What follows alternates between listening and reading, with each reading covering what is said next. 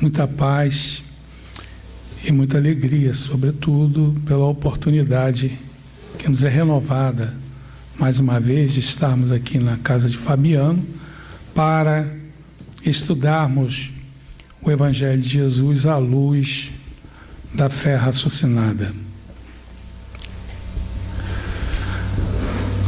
Vamos fazer uma reflexão inicial sobre um acontecimento vivenciado por João Batista, o grande precursor de Jesus, o Elias reencarnado, aquele espírito que foi um grande profeta que viveu cerca de 800 anos antes de Cristo, e todas as profecias colocavam o seu retorno para desbravar os caminhos do Messias.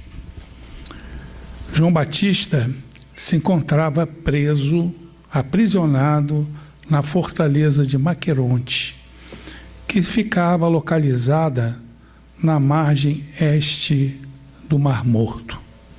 Ele fora preso por ordem de Herodes Antipas, o tetrarca da Galileia, que ficara irritado com os comentários de João Batista acerca do seu comportamento, porque ele estava vivendo com a esposa do seu irmão. E João Batista o repreendeu publicamente, ele ficou bastante irritado e acabou colocando na prisão, numa cela provavelmente muito quente durante o dia e muito fria durante a noite.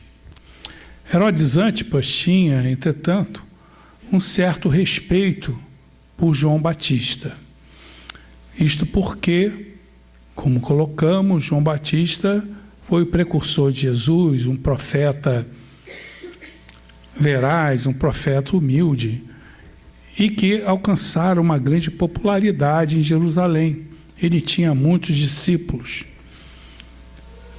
E, por essa razão, o nosso Herodes cultivou um respeito por João, até por causa dessa popularidade, por ele ter muitos discípulos, até porque é bom destacar que as vozes do céu para o povo israelita, elas haviam se calado por quase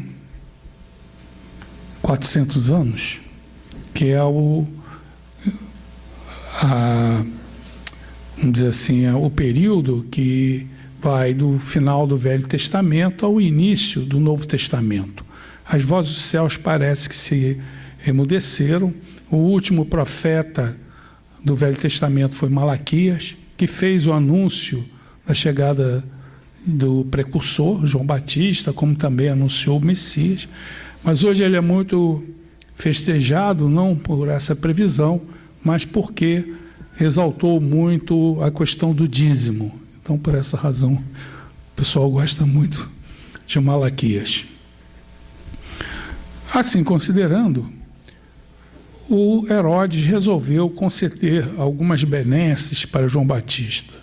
Talvez, se naquela época tivesse tornozeleira eletrônica, ele iria provavelmente fornecer uma para João Batista. Ou se tivesse calabouço ou cela de nível superior também. Mas naquela época não tinha nada disso. Então, qual era a concessão que Herodes podia fazer para João Batista?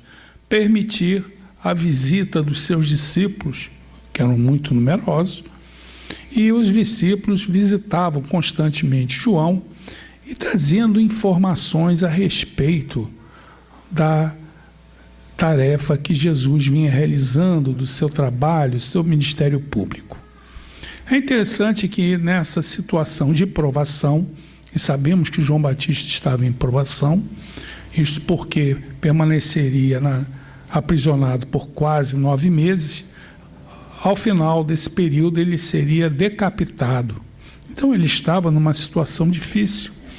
E a partir das informações dos seus discípulos, ele começou a ter dúvidas se realmente Jesus era o Messias. Talvez ligado ainda àquele inconsciente coletivo do povo israelita, que talvez esperasse um Messias sacerdote, um Messias general, enfim, ou um Messias mais destacado, um Messias rei. Certamente ele começou a ficar em dúvidas, porque o mestre era um Messias do povo, ele andava itinerantemente, estava sempre envolvido com as questões daqueles deserdados do mundo, a plebe. E evidentemente que essas informações a respeito desse procedimento de Jesus começaram a instalar a dúvida no seu espírito, principalmente numa situação de provação como ele se encontrava. E aquela dúvida foi crescendo. Será que realmente esse homem é o Messias? Ele anda com os deserdados do mundo, uma plebe. E Jesus tinha que fazer isso porque ele estava apresentando o Deus de misericórdia. E essas questões martelavam sua mente naquela cela difícil de vivenciar, até que ele teve uma ideia. Quando os seus discípulos foram visitá-lo, ele solicitou para que eles fossem até a Galileia, aonde se encontrava Jesus, para formular a questão definitiva, se ele realmente era o Messias ou não. E esses discípulos atenderam à vontade de seu mestre, João Batista, e se dirigiram até a Galileia, onde se encontrava Jesus. E fizeram a pergunta que afligia o espírito de João. O mestre, com a sua sabedoria, não respondeu diretamente de que ele era o Messias, porque, aliás, falar seria fácil, eu sou. Ele convidou aqueles homens para que eles permanecessem junto a ele, Jesus, e que, a partir dessa experiência, eles tivessem a conscientização interior de que se verdadeiramente ele era o Messias. Não adiantaria Jesus afirmar que ele era o Messias se aqueles homens tivessem dúvidas sobre isso. E aumentar as dúvidas de João. Aliás, falar é fácil. Você tem que agir e mostrar, dar o exemplo, e foi isso que Jesus resolveu fazer. E aqueles homens começaram então a conviver com o mestre, vendo aquelas passagens maravilhosas, aqueles milagres que encontramos no Evangelho. Foi registrado aqui pelo nosso irmão Caibar Schutel, uma reflexão sobre uma dessas passagens, e eles realmente se convenceram que Jesus era o Messias.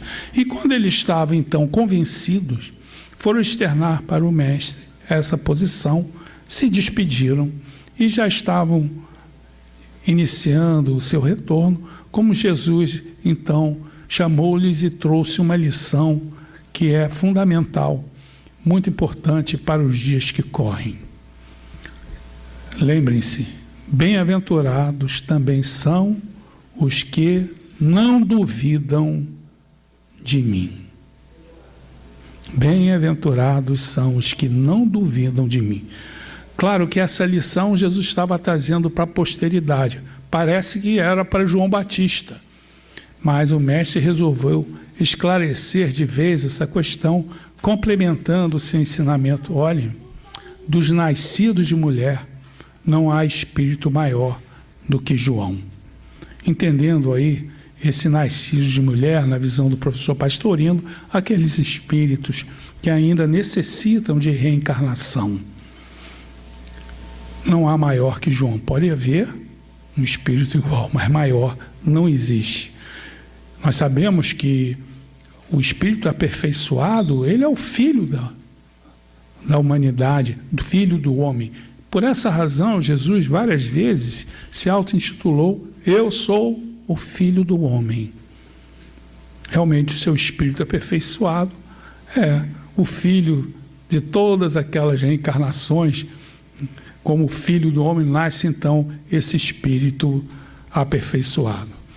E sabemos que o espírito de Elias, agora, ou naquele instante, na personalidade de João Batista, é um espírito diferenciado. Ele conseguiu unir 3 religiões monoteístas, 3 grandes religiões monoteístas: o cristianismo, o islamismo e o judaísmo. Essas 3 religiões reverenciam o espírito de Elias.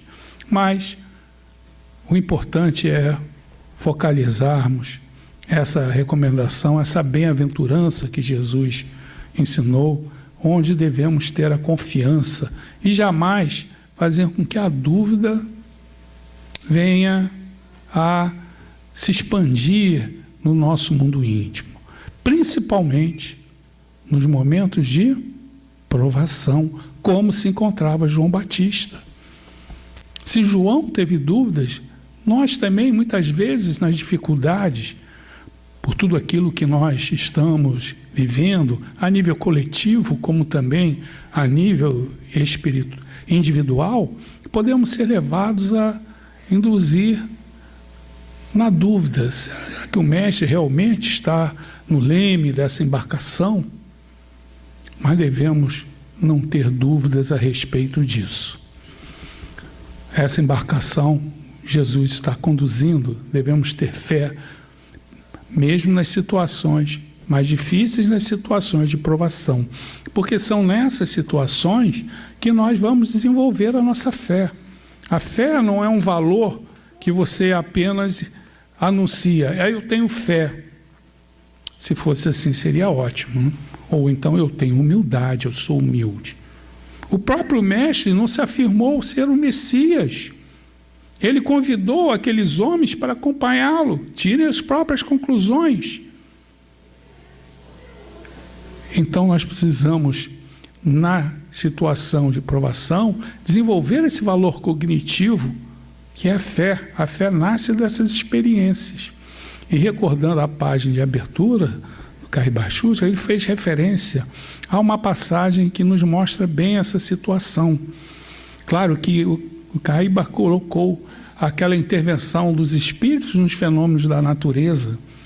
Nós sabemos que assim acontece. Mas nós gostaríamos de colocar essa passagem de uma forma mais ampla, porque sabemos que Jesus estava saindo de Cafarnaum, dirigindo-se para a margem oposta do lago de Genezaré. Ele iria para aquela região da cidade de Gadara, uma das cidades da Decápolis, onde até iria curar um homem, um obsediado gadareno, uma criatura totalmente desequilibrada. E eles tomaram então uma embarcação e começaram então a cruzar o lago. Só que o lago de Genezaré, ou o mar da Galileia, ou o mar de Tiberíades, ele normalmente sofre mudanças muito fortes no seu tempo, na condição do tempo. Então, essa situação ainda existe. As mudanças do tempo se fazem com uma rapidez muito grande. Provavelmente eles começaram a fazer aquela travessia, e é interessante que os evangelistas narram que nesse momento Jesus adormeceu na popa. Ele adormeceu e o barco está singrando, aquelas ondas que nos levam até ao descanso. Imaginamos o mestre, aquele momento que ele tinha, de estar somente com aqueles 12 apóstolos, não estava junto com aquela multidão que está querendo tocá-lo, absorver todo aquele magnetismo. Era um momento de descanso e ele dormiu. Quando ele dormiu, mudou o tempo.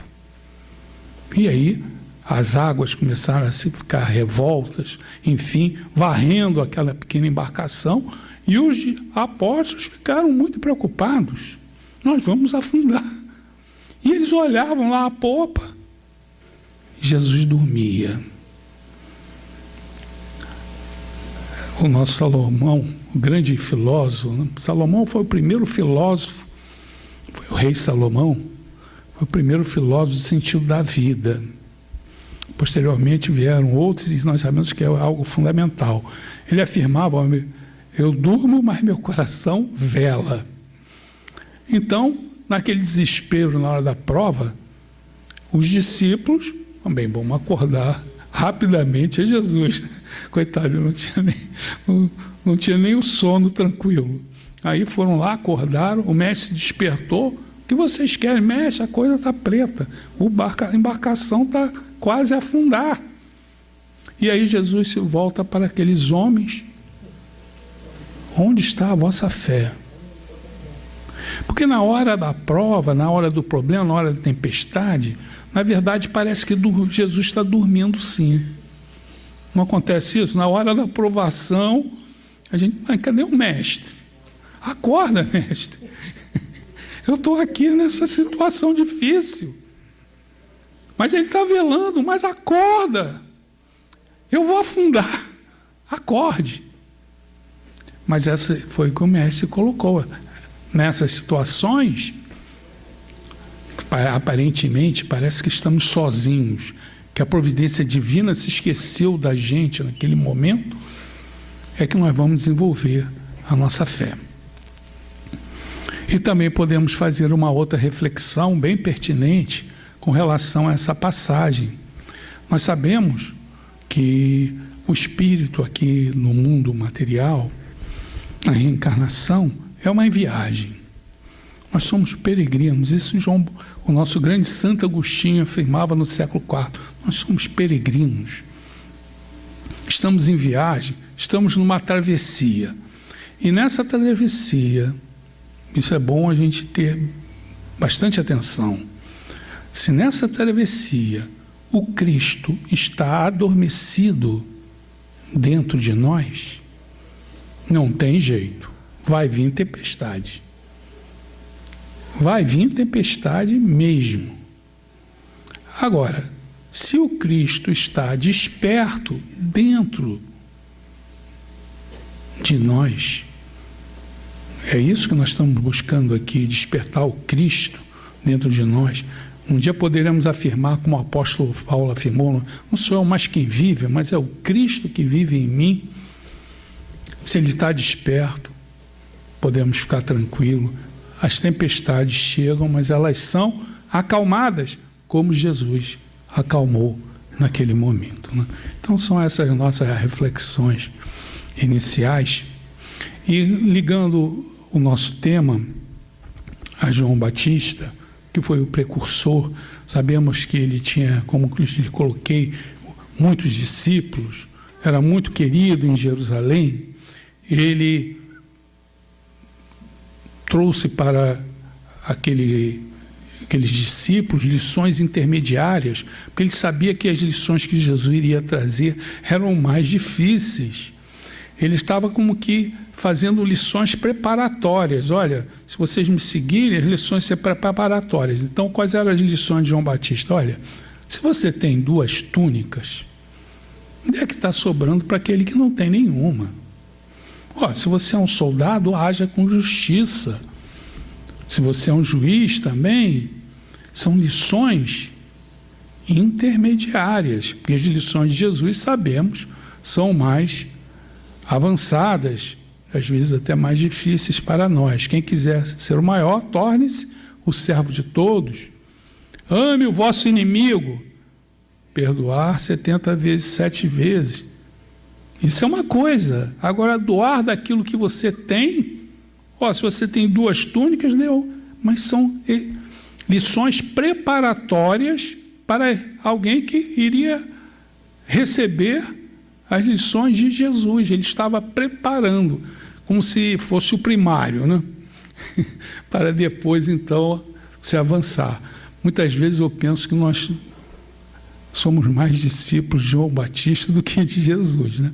Nós estamos nessas lições preparatórias, né, que vão nos preparando para voos maiores, quando nós vamos, então, colocar o Cristo em nosso coração. E ele tinha um ritual de batismo. Sabemos que ele tinha esse ritual de batismo. Era quase como que um compromisso da criatura para a mudança mental, para poder receber as informações que Jesus estava trazendo. Você tinha que mudar a sua mente. E sabemos que o mestre, ao iniciar o seu ministério público, ele se encontrava na Galileia, lá com seu pai, sua mãe. E em determinado momento ele desceu, não sabemos o que ele falou para os seus pais, enfim, mas deu início ao seu ministério público, foi até o local onde se encontrava João e acabou sendo batizado por João. Um acontecimento que é muito discutido pelos religiosos, né? Por que Jesus se deixou batizar por João? Será que então João era maior que Jesus? Enfim, aquelas digressões que não levam assim, a um entendimento. Talvez Jesus quisesse confirmar o batismo de João. Enfim, de qualquer maneira, sabemos que quando Jesus foi batizado, aconteceram vários fenômenos mediúnicos, as vozes dos céus falaram. Entendemos até que Jesus teve uma visão e uma percepção maior da missão que ele estava iniciando. Naquele momento esplendoroso, onde os espíritos se reuniram e o fenômeno mediúnico estava ali vivo. E os evangelistas registraram que após essa ocasião em que Jesus foi batizado, ele se afastou por 40 dias. Ele foi para o deserto, para o Monte da Quarentena, fazer as suas reflexões. Todos os grandes espíritos, antes de iniciar uma grande missão, eles têm que fazer uma reflexão sobre seus objetivos. Paulo de Tarso fez isso. Ele ficou quase 3 anos no oásis de Dan, fazendo essas reflexões. Depois que ele encontrou Jesus a caminho de Damasco, ele teve que fazer essas reflexões. Teresa de Calcutá, após abandonar aquele convento onde ela lecionava para as meninas ricas da Índia, ela andou até não poder mais. Era aquele momento em que você começa a se reestruturar. E contra os evangelistas, os 3 sinóticos, sinóticos significam aqueles 3 evangelhos que numa visada, sinóptico significa isso, é uma visada. Uma visada, eles têm o mesmo jeitão, são bem parecidos, né? Marcos, Mateus e Lucas, são bem parecidos. O evangelho de João é bem diferenciado. Então, nesses 3 sinóticos, eles registraram que durante essa reflexão, Jesus teria sido tentado pelo diabo. Isso é que está registrado nos evangelhos. Esse acontecimento, apesar de tudo que se fala sobre isso, sobre ele, para mim é um dos 3 acontecimentos mais importantes do ministério público de Jesus. Evidentemente que dos 3, 2 são fundamentais: a crucificação e também a sua ressurreição. A crucificação era fundamental para que o cristianismo pudesse permanecer, perseverar, mas se tivesse apenas a crucificação, ele ia acabar sendo esquecido, como mais de uma daquelas seitas que existiam naquela época, seitas judaicas, que eram mais de 26, 29 seitas, ela seria esquecida. Entretanto, quando você conjuga a crucificação com a ressurreição, aí foi fundamental. Foi o rastilho de esperança que fez com que a mensagem cristã se divulgasse nos próximos 200 anos, ou mais, poderíamos até afirmar nos próximos 300 anos, ou 250 anos, quando ela foi perseguida duramente. Mas as pessoas enfrentavam a morte com toda a confiança, por causa da ressurreição. Então, a ressurreição foi algo que catalisou a mensagem cristã. Então, é uma passagem fundamental.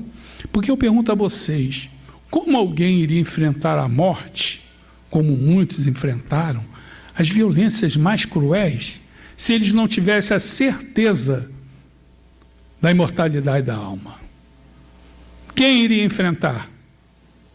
Mas todos enfrentavam porque tinham certeza da ressurreição do Cristo, a vitória do Cristo sobre a morte. Então, esses dois acontecimentos foram fundamentais. Mas gosto também desse primeiro acontecimento, que foi o das tentações. Não pelas tentações em si, é porque acredito naquele momento, e a doutrina espírita nos ensina, que não existe aquela figura simbólica do diabo. Evidentemente, não existe aquele ser que é entronizado no mal, numa região também de sofrimento. Muitos devem se considerar, mas isso é transitório, porque todos nós estamos destinados à evolução. Então você pode ser um diabo até temporário, né? Mas ele acaba sendo vencido pelo amor e dão andamento às suas evoluções, porque nós temos a divindade dentro de nós. Nós viemos de Deus, então nós temos a divindade. E essa divindade é que nos empuxa, nos empurra. Por isso que a evolução é uma lei. Quem falou que é uma lei? Nós viemos de Deus. Então nós temos uma parte, como Joana de Anjos fala, que é perfeita, é o Cristo interno, mas no nosso caso está enterrada. Nós precisamos enterrar, através do aperfeiçoamento do nosso espírito. Então não acreditamos que Jesus tenha sido, como falam, né, tentado pelo diabo. Porque o diabo também, em grego, naquela época, não tinha essa visão do gerente ou diretor do inferno, mas é o adversário. O diabo é o adversário. E qual é o adversário que nós temos sempre que mergulhamos, né? Sempre que nós mergulhamos na matéria, nós temos um adversário, que é a luta constante. Nós estamos em luta sempre, que é a luta entre os dois eus que nós temos em cada encarnação. Nós temos um eu transitório, que é a nossa personalidade, e nós temos o nosso eu verdadeiro, imortal, que é o eu maior. Entretanto, nós nos aferramos a esse eu pequenininho que vai desaparecer, vai virar pó, e nos esquecemos do nosso eu profundo, verdadeiro, nossa individualidade. Quando nós estamos aqui sentados, nós estamos preocupados com o quê? Com a nossa personalidade que passa ou com a nossa individualidade imortal? Nós estamos preocupados com a nossa individualidade imortal. Nós temos que reduzir o nosso personalismo. Eu pergunto para vocês, qual era o personalismo de Teresa de Calcutá? Nenhum. De Chico Xavier? Nenhum. Nós não. Nós temos que reduzir esse personalismo, nossos melindres, vaidade, orgulho, enfim. E aí o que assoma é o nosso eu verdadeiro, superior. Mas isso é uma luta constante, né? É uma luta, é um duelo entre o espírito e a personalidade, parecem adversários. Então, na nossa reflexão, considerando que diabo não existe, Jesus, naqueles 40 dias, ele fez uma reflexão importante sobre que tipo de Messias ele queria ser. Ele queria ser reconhecido como Messias de que maneira? Nós sabemos que na antiguidade, em especial, os israelitas eram muito ligados nos sinais. Aqueles sinais que vinham e identificavam como a criatura fosse de origem divina. E, evidentemente, esses sinais vinham através de fenômenos que nós surpreendentes, milagres, enfim. Então, Jesus foi tentado por sua própria personalidade, em ser um Messias diferente para a qual ele estava destinado. Por exemplo, ele foi tentado a ser um Messias multiplicando ou transformando as pedras em pães. Ele iria saciar o povo, ia ser reconhecido como Messias na hora. Aliás, quando Jesus multiplicou os pães pela primeira vez, o povo ficou feliz. Vamos fazê-lo rei. Vamos fazê-lo rei. Não precisavam mais trabalhar, não, era só nas horas da alimentação, era só pedir ao nosso rei, e ele seria reconhecido como rei. Mas ele afastou nessa luta que existe, ele afastou essa visão, ou se atirar do pináculo do templo, ou mesmo se tornar um Messias político, que ele teria todas as condições. Essa ele afastou com mais rapidez ainda do seu pensamento. Na verdade, ele estabeleceu prioritariamente que tipo de Messias ele seria, o Messias do Espírito. Evidentemente que os sinais eram importantes, e Jesus se utilizou dos sinais. Nós comentamos aqui um agora, que ele transformou aquela situação de tempestade em calmaria. Ele curou as pessoas, fez andar os paralíticos, ver os cegos, afastou os espíritos obsessores, os mais cruéis. Eram sinais da sua divindade. Foram importantes? Foram importantes, porque chamaram a atenção até para a sua pessoa. Naquela época não tinha as facilidades que nós temos hoje. Então, tem um homem que está afastando espíritos obsessores. Uma só voz, uma ordem. Existiam alguns métodos na época para afastamento dos espíritos, né? Mas não tinha, eram nulos. Mas Jesus afastava com uma voz só, curava as pessoas, acalmava a tempestade. Esses sinais foram importantes para chamar a atenção para a sua pessoa, mas para a sua mensagem. Mas a sua mensagem não era os sinais. E nós sabemos que, ao longo do tempo, esses sinais, esses atos que nos parecem divinos, mas principalmente misteriosos, eles foram catalogados como milagres. E foi assim, desde a instalação do Evangelho aqui na Terra, através da missão de Jesus.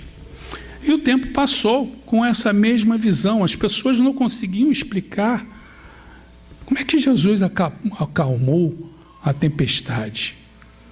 Será que foi um milagre divino? É algo que é misterioso?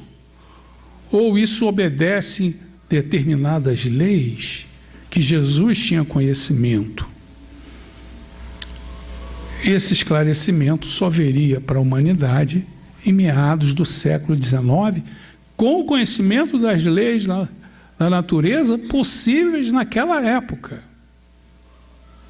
E Allan Kardec, então, apresentou para a humanidade uma realidade do plano espiritual, do mundo espiritual, numa comunhão de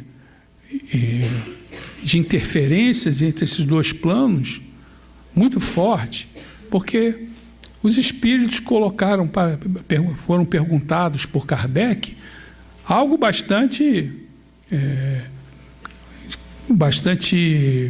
assim, útil e bastante oportuno. Ora, os espíritos estavam apresentando que existe uma outra vida, um outro plano de vida. E a pergunta que Kardec fez, esse plano outro de vida, o plano espiritual, ele tem interferência no plano material? É uma pergunta. Eles poderiam ser totalmente afastados, enfim. Evidentemente que sim, que tem. Porque, na verdade, esses planos se diferenciam não no espaço, mas eles se diferenciam vibracionalmente. Vibracionalmente. Por isso que um espírito pode passar aqui por essa porta, porque ele vibra numa condição de velocidade muito maior do que a velocidade vibracional da matéria. Por isso que ele pode passar, porque o mais contém o menos. Mas aquele que é o menos não pode passar pelo mais. Então, por isso que muitos espíritos muito embrutecidos, para ele entrar tem que abrir a porta. Eles não vão passar pela parede, vai ter que abrir a porta, não tem jeito. Ele sente até o pingo da chuva. A chuva, deve usar guarda-chuva. E é muito importante o culto do lar. Porque quando dá a chuva, os espíritos vão entrar na casa que puder. Na casa que está com o manto da proteção do culto do lar, eles não vão entrar. Mas aquela casa que está desguarnecida, eles entram e criam aqueles problemas todos. Então, Kardec, no capítulo 9, da parte 2ª, ele quis saber justamente sobre as interferências desse mundo ou desse plano espiritual na vida ou no plano material. E as respostas dos espíritos foram bastante importantes. Eles falaram que a interferência do mundo espiritual no mundo corporal é muito grande, mas deve estar sempre observando o que? As leis da natureza, que não são derrogadas. Embora Deus possa tudo, Ele não vai derrogar aquilo que Ele criou. E Ele começou, nesse capítulo 9, a mostrar para nós como esse plano espiritual, que nós encarnados não identificamos, ele interfere no mundo corporal. E começou colocando logo a influência do pensamento. A influência dos espíritos no nosso pensamento. Ora, a partir daí, nós começamos a entender que a influência desse plano espiritual é muito grande. Porque se ele influencia no meu pensamento, e eu sou o que eu penso, segundo Emmanuel nos traz essa frase lapidar: nós somos o que pensamos. Então, se eu sofro a influência no pensamento desses espíritos, já tem aí uma participação, uma influência importantíssima no mundo material, trazendo também a importância da vigilância dos nossos pensamentos, porque a doutrina espírita nos ensina que a nossa mente, quando nós pensamos, nós estamos irradiando ondas mentais. Porque existe um plano, como André Luiz nos ensina, um plano mental. Porque Allan Kardec dividiu a composição do homem de uma forma bastante simples para nós. Acho que é difícil, mas é simples. Ele apresentou a composição ternária: o homem é corpo, perispírito e espírito. Outras tradições religiosas orientais colocam mais corpos. E nós, se nós formos observar os livros de André Luiz, nós vamos identificar que realmente existem outros corpos. E ele destaca muito o corpo mental, que Kardec não abordou, mas ele fez essa abordagem com muita precisão. Então, quando nós pensamos, nós irradiamos ondas mentais que podem ser positivas ou negativas. Evidentemente, se nós irradiamos, nós também recebemos. Existe a glândula pineal, ela tem uma importância bastante grande nessa transação de ondas mentais. Evidentemente que nós precisamos, para sermos influenciados por essas ondas mentais, se nós queremos que seja uma influência positiva, nós também temos que estar sintonizados com a nossa mente, que é receptor e emissor, e pensamentos positivos, pensamentos bons, para que a minha irradiação mental esteja em sintonia com as irradiações mensais que nós recebemos dos espíritos encarnados, como também dos, e principalmente, dos desencarnados. E aí nós somos influenciados. Não faça isso. Nós temos livre-arbítrio, mas eles nos ajudam, influenciam. Não vá por esse caminho, vá por aquele outro, que é melhor.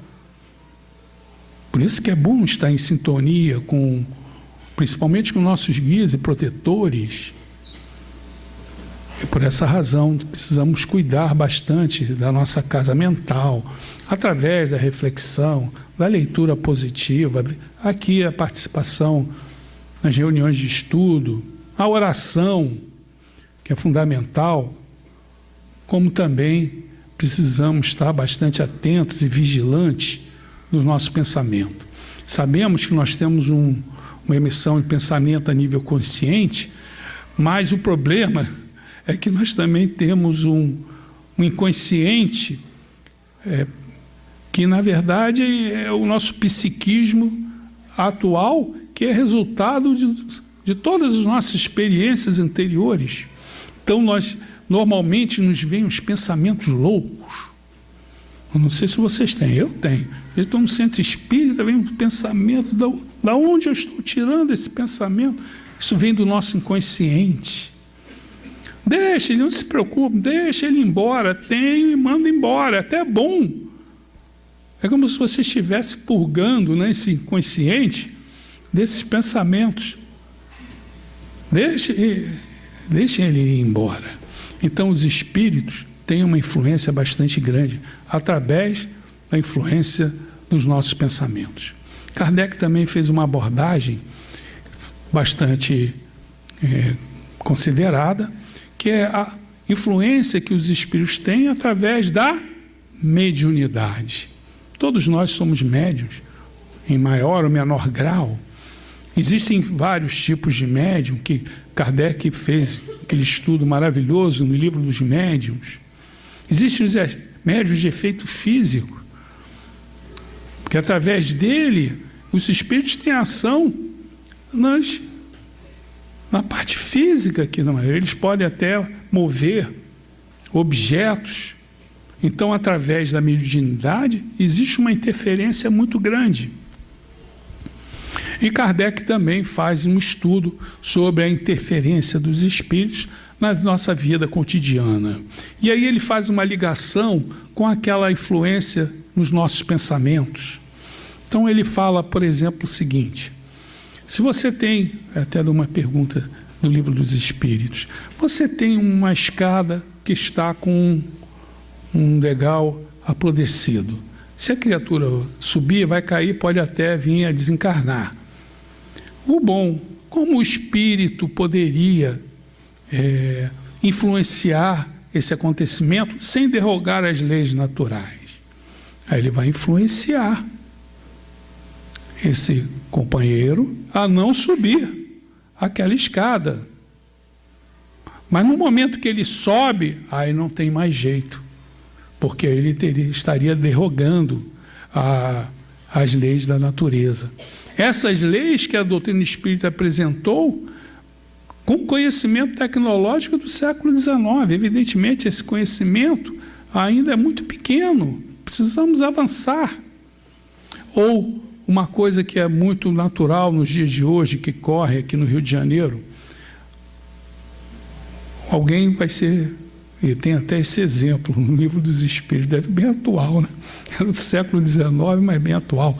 Alguém dá um tiro e aquela pessoa para a qual foi endereçado aquele tiro, não é aquele momento, ela não está no seu campo profissional, na sua experiência, a receber aquela bala. Então, como os espíritos podem interferir? Olha, podem interferir naquele camarada que está em risco, para que ele saia, para que ele mude de posição, enfim, que a bala passe e não o pegue, ou pode até interferir naquele que está dando o tiro, pode trazer alguma perturbação naquele momento para a pessoa errar a mira. Mas no momento que a bala foi acionada, aí não tem mais jeito. Os espíritos não vão pegar uma varinha de condão para que desmaterializar aquela bala. Isso ele estaria indo contra as leis da natureza. E por fim, Kardec também, ele faz um estudo bastante amplo, que é um assunto bastante fundamental, a interferência desse mundo espiritual, que até o século XIX as pessoas desconheciam, e ainda hoje, milhões e milhões e milhões de criaturas desconhecem esse mundo espiritual, são influenciadas por esse mundo espiritual e não reconhecem. Kardec também fez uma abordagem sobre a interferência dos espíritos nos fenômenos atmosféricos, enfim, nos fenômenos da natureza, chuva, vento, enfim, uma visão de que os espíritos, eles têm a responsabilidade de conduzir esses fenômenos, mas eles se utilizam de espíritos ainda intermediários, que são conhecidos como elementais. São espíritos que ainda não encarnaram como no reino hominal. Entendo até que seriam espíritos que estão entre o reino animal e o reino hominal.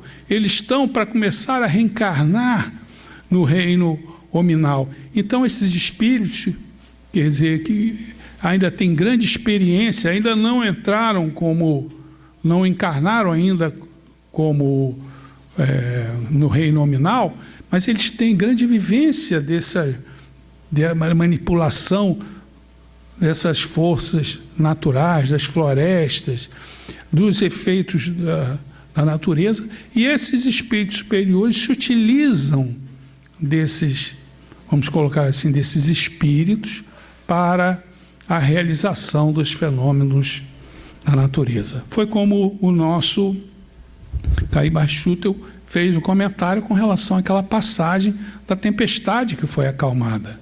Provavelmente Jesus, com sua condição mental, deve ter acionado os espíritos elementais para que pudessem, através dessa atividade supervisionada, que eles pudessem então acalmar aquela condição. E isso não precisamos ir muito longe. Uma vez eu fui presenciar uma palestra do nosso irmão Divaldo. Ele estava dando uma palestra no batalhão de guardas do Exército, batalhão da PR, que vinha com aquela, vamos dizer assim, uma carga espiritual assim problemática, enfim, dos movimentos ainda pós-ditadura, e ele foi até aquele quartel, a convite do comandante, General Plínio, para que ele desse uma palestra. Só que era uma palestra ao ar livre. Só que antes de iniciar a palestra, se formou uma nuvem, a tempestade era eminente. Entretanto, ali foram utilizados os mesmos recursos que Jesus utilizou, foram utilizados pelos espíritos para que aquela tempestade fosse contida. E foi contida. E só foi desabar depois que o pessoal acabou a palestra, o pessoal foi embora e realmente ela desabou. Então, são esses os comentários que eu gostaria de trazer para a nossa reflexão, lembrando a vocês que leiam esse capítulo 9 da segunda parte do Livro dos Espíritos, para conhecer melhor a interferência dos espíritos na nossa vida. Nós precisamos dessa ajuda. Nesse capítulo, Allan Kardec faz aquela abordagem dos anjos da guarda. Todas as religiões têm. Tem religiões que até designam mais de um. Você tem mais de um anjo da guarda, tem 3, 6. A doutrina espírita fica no 1 mesmo. Mas nós temos um anjo da guarda, mas nós temos que ser sensíveis a esse anjo da guarda. Nós temos que estar abertos à nossa sensibilidade e à orientação desse espírito, que nos vai dar uma intuição: não vai nesse caminho, vai naquele, não use isso. Enfim, nós precisamos estar sensíveis, abertos à nossa sensibilidade, à interferência das boas influências, dos bons espíritos, que estão aqui à nossa volta, nos ajudando invisivelmente, mas é uma ajuda fundamental para que nós possamos ter sucesso aqui na nossa reencarnação. Então, era esse os nossos comentários. Agradeço, que possamos ter ainda uma semana com paz, com saúde, que possamos atender os nossos compromissos materiais e espirituais, né? Graças a Deus.